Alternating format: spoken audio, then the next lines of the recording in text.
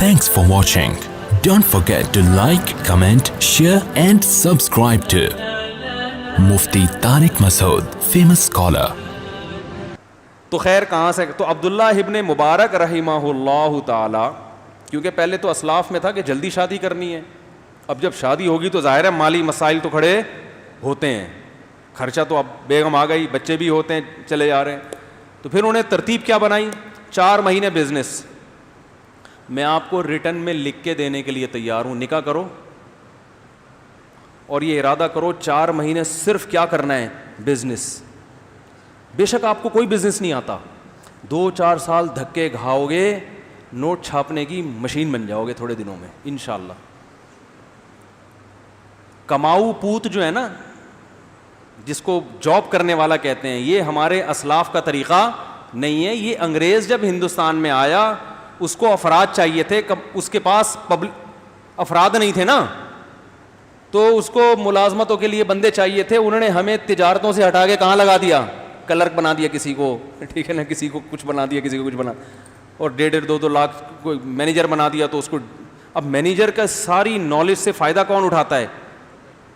وہ جس کی فیکٹری ہے یا جس کا بزنس ہے، ہو سکتا ہے وہ انگوٹھا چھاپ ہو، پیسہ آئے گا نا تو مینیجر MBA لڑکے ملازم ہوں گے آپ کے، پیسہ نہیں آئے تو خود MBA بن کے کسی جاہل کی ملازمت کرو گے۔ کیا کریں یار، کوئی ڈنڈا منڈا ہونا چاہیے صرف دکھانے کے لیے۔ اب یہ ٹاپک چینج ہوتے ہیں نا، تو جس ٹاپک میں گھستا ہوں اس کو اگر ادھورا چھوڑ دوں تو پھر مسئلہ خراب ہو جائے گا۔ دیکھو آپ پڑھو ضرور، پڑھنے کا مقصد آپ کا نالج ہونا چاہیے۔ جو پڑھا لکھا آدمی ہے وہ معاشرے میں اچھا سروائیو کر سکتا ہے، لوگوں کو اچھا گائیڈ کر سکتا ہے، وہ بہت سی غلطیوں اس نیت سے پڑھو۔ پیسہ کمانے کے لیے اگر پڑھتے ہو تو بے وقوف ہو۔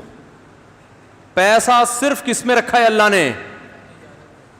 تجارت میں رکھا ہے، سمجھتے ہو کہ نہیں سمجھتے؟ اور اپنی اولاد کو بزنس دے کے جاؤ، فری پھوکٹ میں تمہاری جگہ آ کے تم سے 2 ہاتھ آگے نکل جائیں گے۔ آپ ڈاکٹر بنے، اپنے بچے کو ڈاکٹر بنا کے جاؤ گے نا تو اس کو اتنی ہی محنت کرنی پڑے گی جتنی آپ نے کی ہے، وہ 0 سے شروع ہوگا۔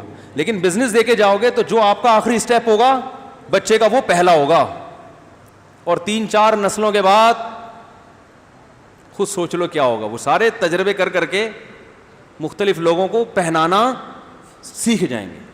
مختلف چیزیں تجارت میں پہنائی جاتی ہیں نا، یہ گائے قربانی کی خریدی، اس کو پہنا دی، یہ پلاٹ خریدا، اس کو پہنا دیا، تو وہ پہنا کے ماسٹر ہو جائیں گے کہ کس کو کس وقت کیا چیز پہنانی ہے۔ سمجھتے ہو کہ نہیں سمجھتے ہو؟ تو اس لیے تجارت کیا کرو، اور ایک دم سے نہیں ہو جاتا، شروع میں تو دھکے۔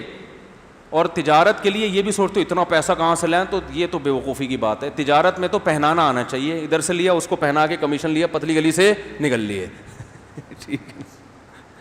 تو پیسہ انویسٹ کرنے کی حماقت کبھی بھی نہیں کرنا کیونکہ آپ کو تجارت آتی نہیں ہے، 1 کروڑ انویسٹ کر کے وہ ڈوب گئے، پھر تو گئے کام سے۔ انویسٹمنٹ اس بزنس میں کریں جس کا آپ کو تجربہ اچھا خاصا ہو چکا ہو، اس بزنس میں انویسٹمنٹ کرو آپ، پھر فائدہ ہے۔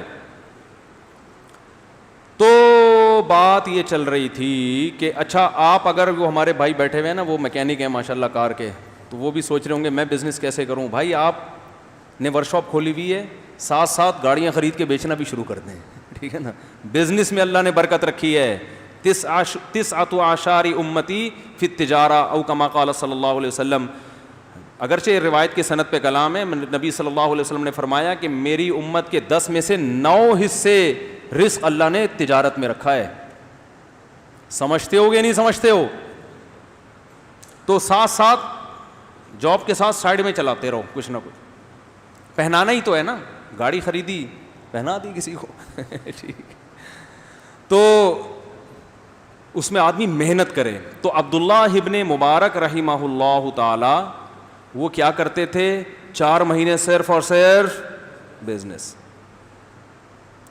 اب یہ نہیں کہ بزنس ہی کے ہو کے رہ گیا باقی کوئی کام ہی نہیں ہے۔ تو 4 مہینے تجارت سے جو ارننگ ہوتی تھی وہ اپنے بیوی بچوں کے لیے، بھائی اب سال بھر بیٹھ کے کھانا ہے۔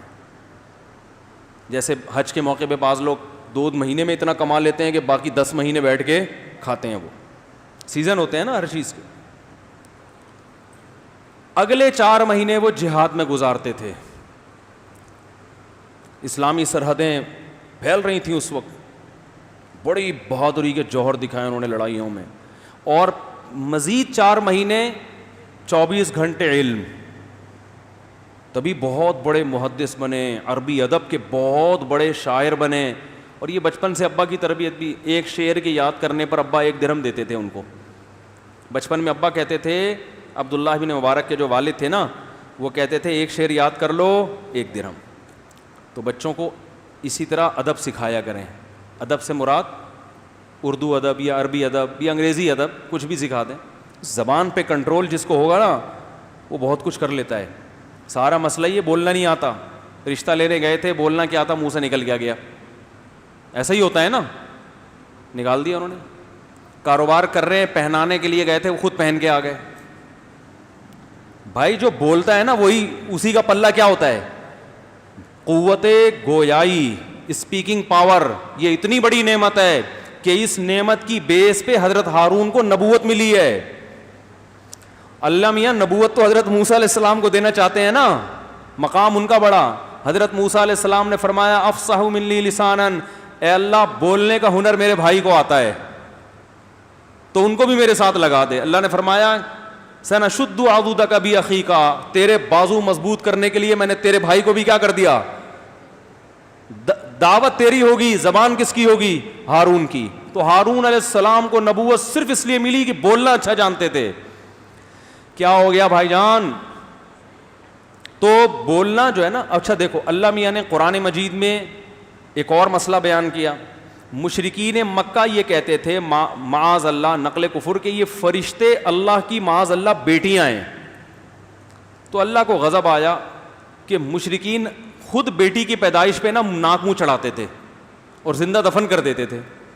تو اللہ کہہ رہے ہیں جو اپنے لیے تو بیٹی پسند نہیں کرتے, اور اللہ کی طرف نسبت کس کی کر دی کہ اس کی بیٹیاں ہیں, معاذ اللہ. پھر اللہ نے فرمایا اومن ينشأ فی الحلیہ وهو فی الخصام غیر مبین. عورت کی ایک کمزوری کو اللہ نے بیان کیا کہ عورت تو وہ ذات ہے جو زیورات میں پلتی ہے اور اس میں اسپیکنگ پاور مرد سے کم ہوتی ہے. فی الخصام, جب بحث کرتی ہے نا, ڈیبیٹ, تو وہ کانفیڈنس نہیں ہوتا جو کس میں ہوتا ہے, مرد میں ہوتا ہے. خواتین کہیں گی اللہ میاں ہماری برائی بیان کر رہے ہیں. اللہ میاں برائی نہیں بیان کر رہے, اللہ میاں آپ کی کمزوری کو بیان کر رہے ہیں. سمجھتے ہیں کہ نہیں سمجھتے؟ ارے میاں دیکھو, ایک آدمی کہے کہ مرد کے بازو میں طاقت زیادہ, عورت کے بازو میں طاقت کم, تو کیا عورت کی انسلٹ ہو رہی ہے؟ یہ تو حقیقت ہے نا. مرد طاقت ہوتا ہے, عورت کیا ہوتی ہے بیچاری, کمزور. اللہ ماشاء اللہ کچھ اس کے برعکس بھی ہوتی ہیں.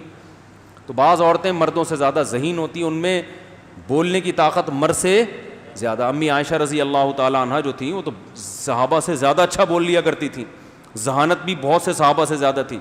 لیکن عمومی جو ماحول ہے اللہ نے بنایا ہے وہ کیا ہے کہ عورت کو زیب و زینت سے محبت ہوتی ہے.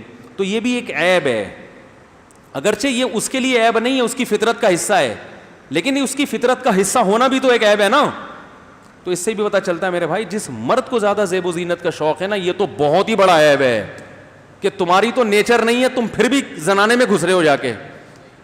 سمجھ آ رہی ہے بات؟ بیوٹی پارلر کھول کے بیٹھے ہوئے ہو اور تیار ہونے میں گھنٹہ گھنٹہ لگاتے ہو.